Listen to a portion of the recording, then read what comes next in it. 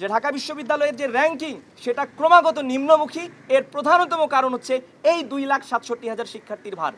এই 2,67,000 শিক্ষার্থীর ভার ঢাকা বিশ্ববিদ্যালয়কে কেন নিতে হবে, যেখানে 43,000 শিক্ষার্থীদের আবাসন, তাদের যে খাদ্য ব্যবস্থাপনা, তাদের যে রাতে থাকার নিশ্চিন্তে থাকার যে ব্যবস্থা সেটাই তারা করতে পারে না, সেখানে আবার 2,67,000 শিক্ষার্থীর দায়িত্ব নিচ্ছে। সো এই যে প্রহসন শেষ করার এটাই শ্রেষ্ঠ সময়।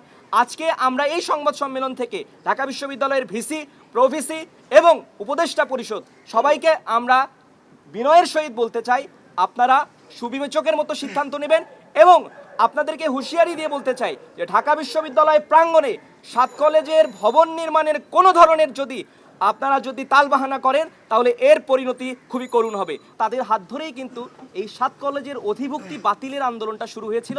এ কারণে যখন এই আন্দোলনটা ছড়িয়ে পড়েছিল তখন ছাত্রলীগ, সন্ত্রাসী ছাত্রলীগের কর্মীরা কিন্তু আসিফ ভাইকে এই এফবিএস এর প্রাঙ্গণে তাকে পিটিয়েছিল এবং তার চোখে জখম করেছিল। সো এই 7 কলেজ ঢাকা বিশ্ববিদ্যালয়ের জন্য ফ্যাসিবাদী হাসিনার একটা উপহার ছিল। এই ফ্যাসিবাদী হাসিনার এই 7 কলেজের যে উপহার তিনি এই যে আরিফিন সিদ্দিকের মাধ্যমে বাস্তবায়ন করেছেন 2017 সালে, এই ফ্যাসিবাদী 7 কলেজের যে ঢাকা বিশ্ববিদ্যালয়ের উপর যে একটা বোঝা হিসাবে চাপিয়ে দেওয়া হয়েছে, শিক্ষার্থীদের অস্তিত্বের সংকটে ফেলা হয়েছে, শিক্ষার্থীদের আত্মমর্যাদা এবং তাদের অধিকার, তাদের যে এখানে শিক্ষা কার্যক্রম চালানোর জন্য যে জিনিসগুলো রয়েছে সেগুলো ঢাকা বিশ্ববিদ্যালয়ের 43,000 শিক্ষার্থীদের জন্য পর্যাপ্ত নয়, সেখানে আবার 2,67,000 শিক্ষার্থীকে টেনে নিয়ে আসা হচ্ছে উইদাউট এনি রিজন। সো এই যে এক ধরনের বৈষম্য এবং যে প্রহসন ঢাকা বিশ্ববিদ্যালয়ের শিক্ষার্থীদের সাথে করা হচ্ছে দীর্ঘদিন ধরে, এর বিরুদ্ধে এবার আমরা সর্বাত্মক আন্দোলনে নামবো এবং এবার যদি আমরা বাস্তবায়ন না করতে পারি তাহলে এই যে আমাদের সমস্যা এটা আমাদের চিরদিনের জন্যই থেকে যাবে। এ কারণে বর্তমান যে প্রশাসন রয়েছেন তাদের প্রতি আমাদের বিনীত অনুরোধ থাকবে যে আপনারা একটা বিবেচনার সুবিবেচকের মতো সিদ্ধান্ত নেন দ্রুত। যদি না নিতে পারেন তাহলে ঢাকা বিশ্ববিদ্যালয়ের শিক্ষার্থীরা সর্বাত্মক আন্দোলনে যাবে এবং আমরা হুঁশিয়ারি দিয়ে বলতে চাই 2024-25 শিক্ষাবর্ষে যদি ঢাকা বিশ্ববিদ্যালয় আবার পুনরায় 7 কলেজের শিক্ষার্থী ভর্তি নেয়, অর্থাৎ তারা অধিভুক্তি বহাল রাখে 2024-25 শিক্ষাবর্ষের ক্ষেত্রে, তাহলে এই প্রশাসনকে কঠোর জবাবদিহিতার আওতায় আনা হবে এবং আমরা ইনশাআল্লাহ খুব দ্রুতই আমরা আমাদের মাঠের কর্মসূচি ঘোষণা করব।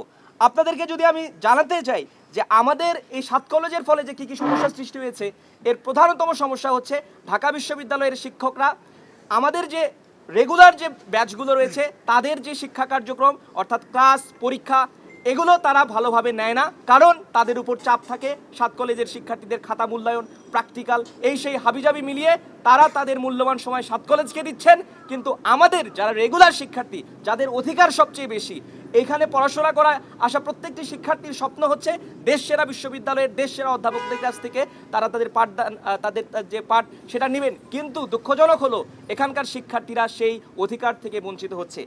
এরপরে যদি আপনি দেখেন অ্যান্টিব্যাকটেরিয়াল অ্যাডিটিভ যুক্ত সেরা ওয়াটার ট্যাঙ্ক বিশুদ্ধ পানিতে ব্যাকটেরিয়া জন্মাতে দেয় না। যে ঢাকা বিশ্ববিদ্যালয়ের যে র্যাঙ্কিং সেটা ক্রমাগত নিম্নমুখী। এর প্রধানতম কারণ হচ্ছে এই 2,67,000 শিক্ষার্থীর ভার।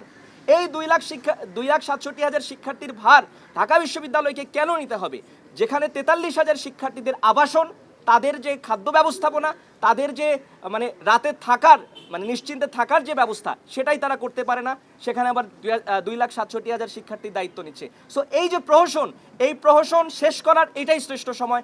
আজকে আমরা এই সংবাদ সম্মেলন থেকে ঢাকা বিশ্ববিদ্যালয়ের ভিসি, প্রভিসি এবং উপদেষ্টা পরিষদ সবাইকে আমরা বিনয়ের সহিত বলতে চাই, আপনারা সুবিবেচকের মতো সিদ্ধান্ত নেবেন এবং আপনাদেরকে হুঁশিয়ারি দিয়ে বলতে চাই যে ঢাকা বিশ্ববিদ্যালয় প্রাঙ্গণে 7 কলেজের ভবন নির্মাণের কোনো ধরনের আপনারা যদি তালবাহানা করেন তাহলে এর পরিণতি খুবই করুণ হবে।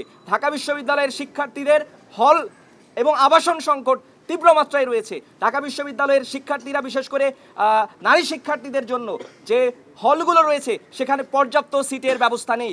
আপনারা ঘুরে আসুন কুয়েত মৈত্রী হল এবং বঙ্গমাতা হল থেকে, সেখানে কি করুণ জীবনযাপন করছেন আমাদের নারী শিক্ষার্থীরা। তাদের যে দেখভালের দায়িত্ব সেটা হচ্ছে আমাদের ভিসি এবং প্রভিসি, কিন্তু তারা সেটা করতে বারবার ব্যর্থ হচ্ছে। এই ব্যর্থতার দায়ভার না নিয়ে তারা আবার যাচ্ছে 7 কলেজকে ডেকে আনতে। এই ধরনের প্রহসন আর আমরা মেনে নেব না।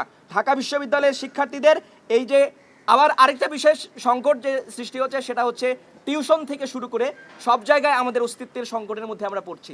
ঢাকা বিশ্ববিদ্যালয়ের শিক্ষার্থীদের যে আত্মমর্যাদাবোধ সেটা এই যে 7 কলেজের কারণে কমে যাচ্ছে। তাদের অস্তিত্বের সংকট এতটাই তীব্র হয়েছে যে আজকে তাদেরকে মাত্র 2-3 হাজার টিউশনের জন্য দৌড়াদৌড়ি করতে হচ্ছে। এই রকম প্রহসন ঢাকা বিশ্ববিদ্যালয়ে ডেকে এনে ঢাকা বিশ্ববিদ্যালয়ের প্রশাসন যদি 43,000 শিক্ষার্থীদের সাথে করে আবার, তাহলে এর পরিণতি সত্যিই ভয়াবহ হবে। এ কারণে আমাদের সর্বাত্মক দাবি হচ্ছে ফ্যাসিবাদী আমলে অর্থাৎ 2017 সালে ঢাকা বিশ্ববিদ্যালয় প্রশাসন অর্থাৎ আরিফিন সিদ্দিকের নেতৃত্বে শেখ হাসিনা সন্ত্রাসী ছাত্রলীগের যে গুন্ডারা যে 7 কলেজের ভার ঢাকা বিশ্ববিদ্যালয়ের উপর চাপিয়ে দিয়েছে, এই ভার ঢাকা বিশ্ববিদ্যালয়ে আর থাকবে না। এই ফ্যাসিবাদী চিহ্ন চিরতরে আমরা মুছে দেব ইনশাল্লাহ। ইনশাল্লাহ। আচ্ছা বলো, কিছু বলো।